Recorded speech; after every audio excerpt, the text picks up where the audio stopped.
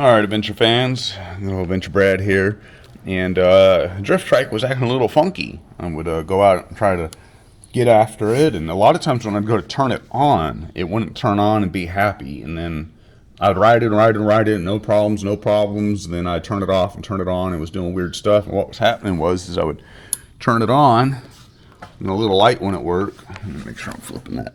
Okay, this is the on position, and then I took it apart a couple of times. I couldn't see anything wrong, take it apart, give it the old smell test. It's not smelling like magic smoke or anything like that.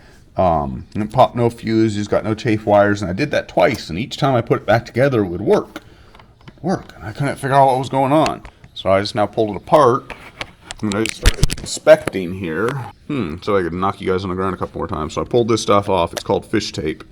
Just poking around. As soon as I did, this wire came loose. And it wasn't right there. So check this out. If I got this on and I push this, I get nothing on the output. This control board, when you guys are diagnosing these things, this is on the output discharge side. So if like your discharge fuse dies and it don't turn on, this little light don't turn on, check your discharge fuse, because that's most of the time what it is. This battery pack is out of a Ride One Up Rev 1, and I worked for the company for a good few years, and besides people dropping these things off of their bikes and doing something stupid, the only thing we ever had problem with was the two fuses. And this one, the charge fuse, was because somebody boogered up the charger, tried to stick a key in it or something. This charge fuse rarely died, and we never had problems with the packs. They're good cells. So that's why I was really surprised. I was like, is my BMS dying? But it didn't seem like a BMS, because when a BMS dies, it dies. So anyways, so this is, you can see each group, there's a group of 2, 4, 6, 8 cells here that group together into one, what they call a cell bank. So this would be 14S. So there's 14 of these little groups in here. And each one of them is, that's what the BMS does, is it's a battery management system, and it monitors each one of them. Well, it breaks the power. This is the battery ground, and this is the output ground. The positive side is right to the little nickel strips, and these are all little nickel strips to combine everything. So it has safety, so it won't output power because it wasn't seeing things right. So if I just tap this thing on the nickel strip here, hold it on, push my button, get backward and make sure you guys can see this. It lights up, and then as soon as it'll stay on. Oh, it's staying on now. That's funny. I tricked it. I wonder if I turn it off, turn it back on. Oh, it's happy now. That's weird. I don't know what's going on, because it wasn't working before it just disconnected. But anyways, it's definitely not going to charge and balance the cells like this. So I'm going to solder this back up, put it together, then go hot lap it. Pull off just a little. I already clipped some of this fiberglass insulation off to show you guys a little better.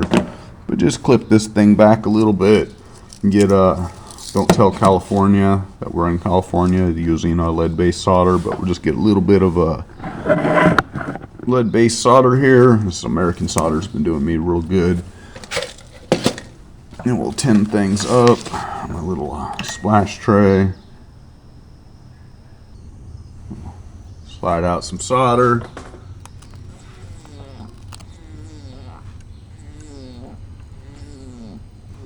You know what? I don't want to drip solder randomly down in there, so let me get a piece of tape. Strip of masking tape here. We'll just put this on as a kind of a little splash guard here, just to make sure something doesn't get down in a battery and screw stuff up. So yeah, you want to do this. When you're working with this hot thing, make sure you pay attention to which way the thing is going. Everything's all soldered up. Work quick. There we go. She's all done. One thing, when I'm using this little portasol, when I'm done, I like to coat yield tip up nice with some solder. That way it don't sit there and oxidize. I highly recommend those soldering ends. So yeah, there we go. Now I'm going to put a little bit of mechanical reinforcement on here, aka more tape. Apparently sticking tape to tape wasn't the best idea I've had in a while.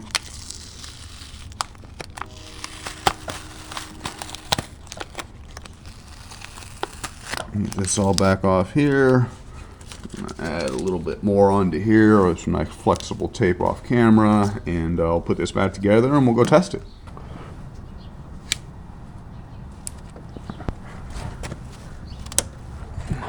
Aha. Lights, camera, action. Oh yeah, let's not do this again.